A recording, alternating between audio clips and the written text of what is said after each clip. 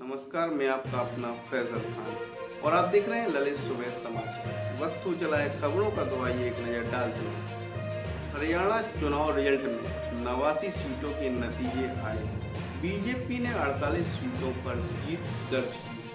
हरियाणा विधानसभा चुनाव 2024 के नतीजे आ चुके हैं। राज्य की 90 विधानसभा सीटों में से बीजेपी ने 48 सीटों पर जीत दर्ज की है, जबकि कांग्रेस ने 37 सीटों पर कब्जा जमाया है, जबकि 3 सीटों पर निर्दलीय उम्मीदवार ने परचम फहराया। वहीं इंडियन लोकदल को 2 सीटों पर संतोष करना पड़ा है, जबकि जजपा, आम आदमी पार्टी और बसपा का राज्य में खाता भी नहीं खुला। इसके साथ ही भाजपा हरियाणा में तीसरी बार सरकार बनाने जा रही है। हरियाणा विधानसभा चुनाव 2024 में भाजपा 48 सीटों के साथ सबसे बड़ा दल बनकर सामने आई है। कांग्रेस इस चुनाव में 37 सीटों के साथ दूसरी पार्टी बनी है।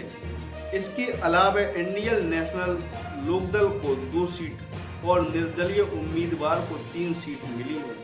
कांग्रेस ने हरियाणा में हार मानने से इनकार कर दिया है। साथ ही पार्टी ने नतीजों में हेरफेर और गड़बड़ी का आरोप लगाया है और कहा है कि वह इसकी शिकायत चुनाव आयोग से करेगी। कांग्रेस ने कहा कि राज्य में उनसे जीत छीन ली गई है।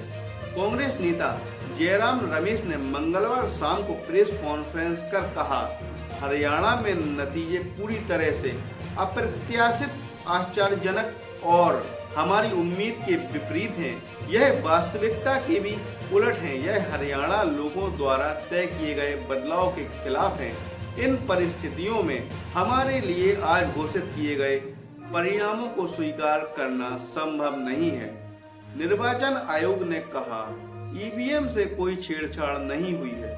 निर्वाचन आयोग के सूत्रों ने मंगलवार को कांग्रेस नेताओं के उन दावों को खारिज कर दिया है, जिसमें उन्होंने हरियाणा की कुछ सीटों पर ईवीएम से कथित छेड़छाड़ की बात कही थी और दावा किया था मशीनों में बैटरी चार्ज की अलग अलग स्थिति के कारण अलग अलग नतीजे आए।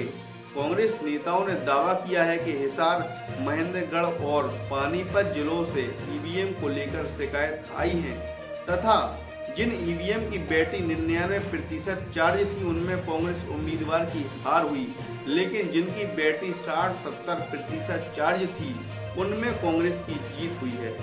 हरियाणा जीतने के बाद ही राहुल गांधी पर बरसे गृह मंत्री अमित शाह। हरियाणा विधानसभा चुनाव में भाजपा की ऐतिहासिक जीत के बाद केंद्रीय गृह मंत्री अमित शाह ने कांग्रेस नेता राहुल गांधी पर साधा निशाना।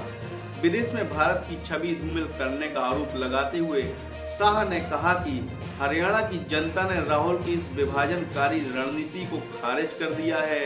अमित शाह ने एक्स पोस्ट में लिखा है, अपने वोट बैंक के लिए विदेश में जाकर देश का अपमान करने वालों को किसानों और जवानों की भूमि हरियाणा ने सबक सिखाया है।